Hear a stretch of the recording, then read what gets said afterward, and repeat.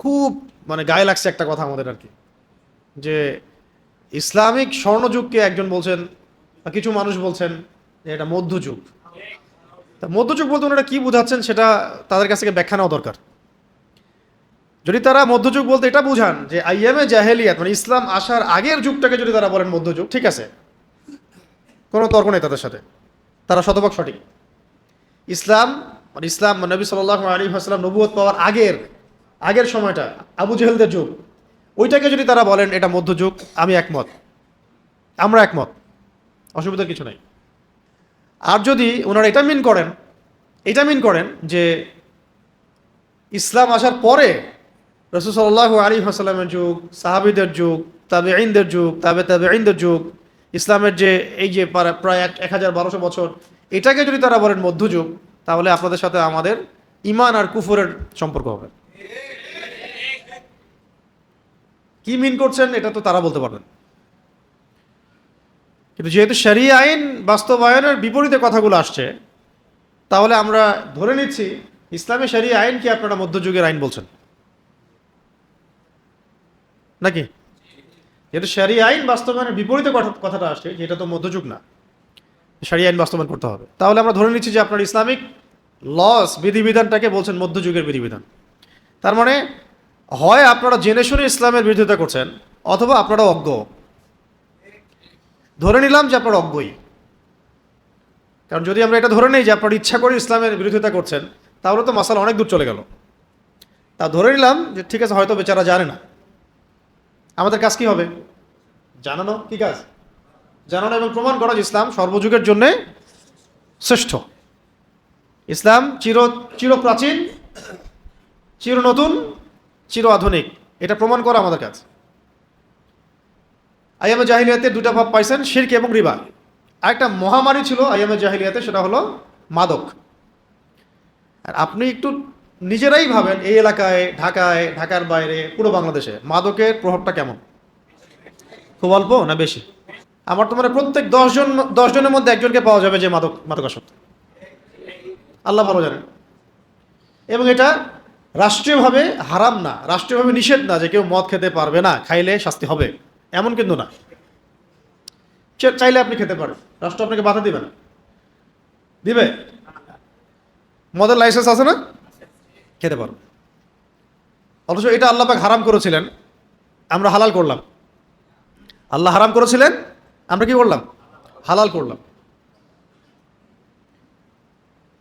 আরেকটা সমস্যা ছিল আইয়ামে জাহেলিয়াতের আরেকটা বড় সমস্যা ছিল গোত্রীয় হানাহানি। এটা আমাদের ওয়ার্ল্ডে এবং এখনকার প্রেক্ষাপটে নাই।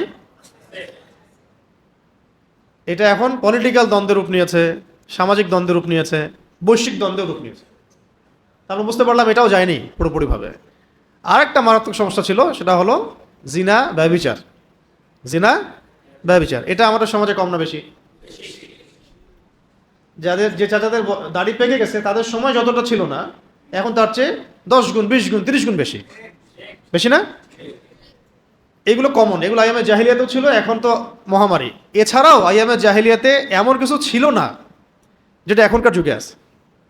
এগুলো ছাড়াও আইয়ামে জাহিলিয়াতেও এমন কিছু ছিল না যেগুলো এখনকার যুগে বিদ্যমান। যেমন পর্নোগ্রাফি।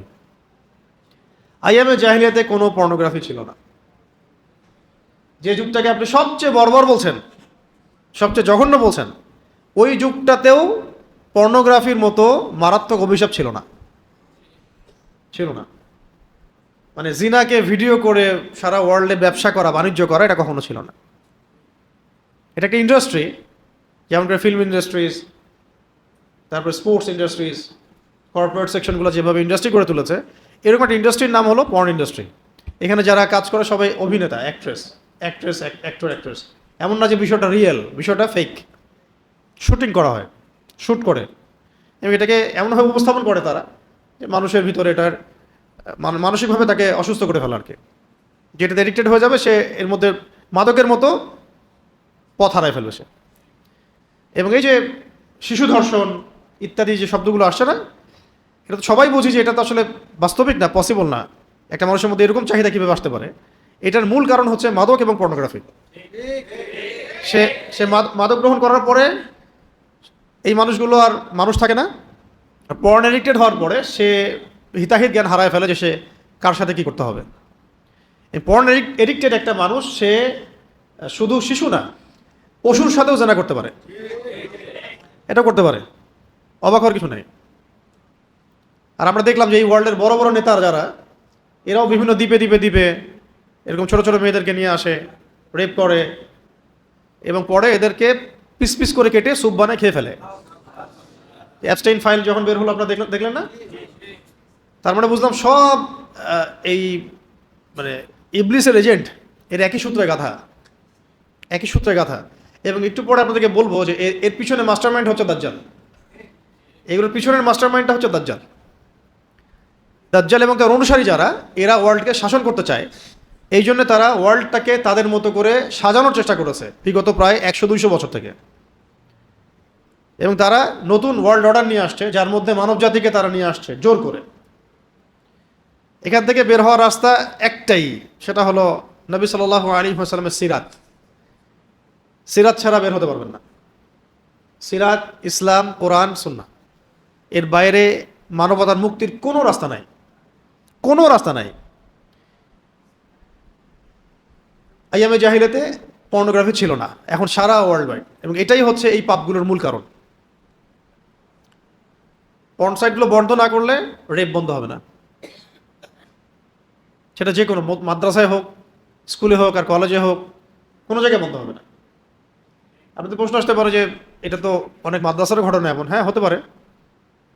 দেখেন, মাদ্রাসায় যারা এগুলোর সাথে সম্পৃক্ত হয়েছে তাদের সাথে পর্নোগ্রাফির সম্পর্ক আছে। সে পর্ন এডিক্টেড, এই কারণে সে মাদ্রাসাতেও এই কাজটা করছে। মাদ্রাসায় যে পড়ে সে কি মানে জৈবিক চাহিদা মুক্ত না, এবং সে হয়তো পর্ন এডিক্টেড, আস্তে আস্তে সে ওইটা কাজটা সামনে যাকে পাইছে তার সাথে করে ফেলছে।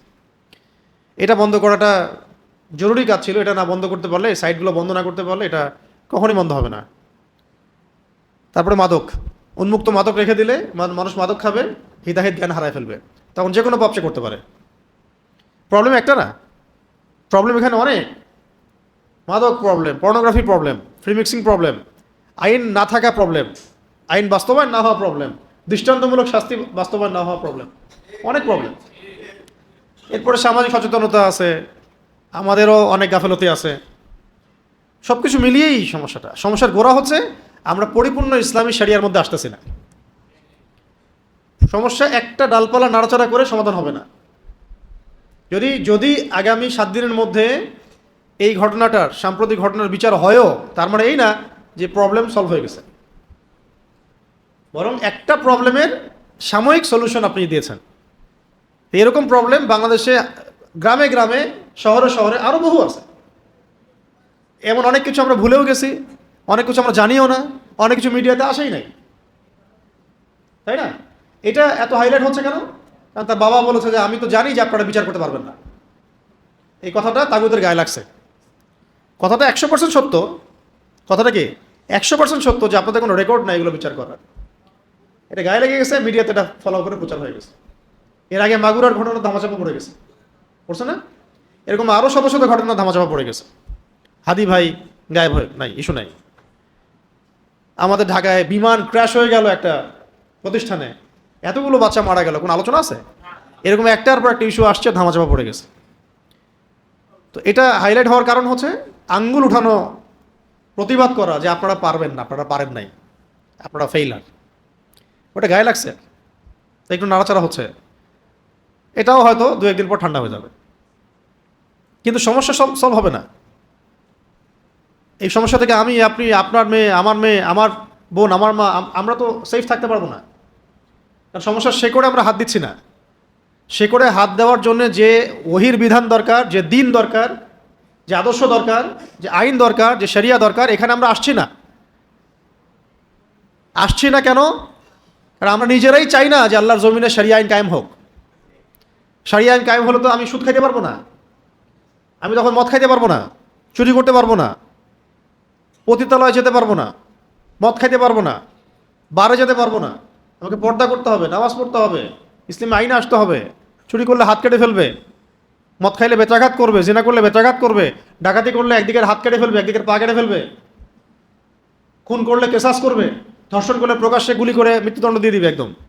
আমরা তো নিজেরাই চাই না যে শরিয়া আইন বাস্তবায়ন হোক, কারণ আমরা তো পাপ করতে পারবো না শরিয়া আইন হয়ে গেলে। শরিয়া আইন হয়ে গেলে আমরা তো নিজেরাই পাপ করতে পারবো না। মানুষ পাপের এক্সেসের জন্যই শরিয়া আইন চায় না আমাদের দেশে।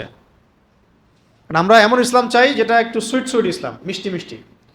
আর আমরা একটু ইসলাম পালন করব, আবার একটু অন্যায় করব, আবার একটু সুবিধা মতো কিছু ইসলামী বিধান পালন করব, আবার নিজে যেটা পারি না সেটা ইগনোর করব। এভাবে চাই আমরা। আমরা আনুষ্ঠানিক ইসলাম চাই, পরিপূর্ণ ইসলাম চাই না। এই জন্য আল্লাহ পাকের পক্ষ থেকে এই যে সিচুয়েশনগুলা, এগুলো আমাদের উপরে গজব, আযাব, জিল্লাতি, এগুলো আমাদের উপরে জিল্লতি, আযাব, গজব। এবং আপনারা ভাববেন না যে এটা শেষ হয়ে গেছে, ভাববেন না যে এটা শেষ, দরকার নেই। আপনারা ভাববেন না যে এটাই শেষ ঘটনা, হতেই থাকবে যতদিন পর্যন্ত না এই নেশন পরিপূর্ণ শরিয়া আইন দ্বারা পরিচালিত হয়।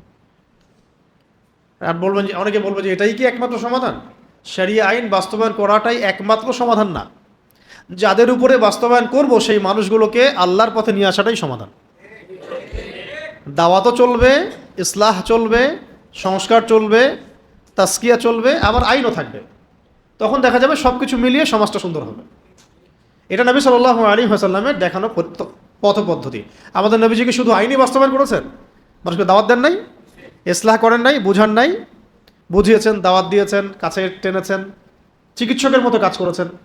পরে যখন ক্যান্সার হয়েছে তখন অস্ত্রোপচারও করেছেন। যেখানে ক্যান্সার সেখানে কি করছেন? অস্ত্রোপচারও করেছেন। ওটা হলো ইসলামে হুদুদ, কিসাস এবং জিহাদ।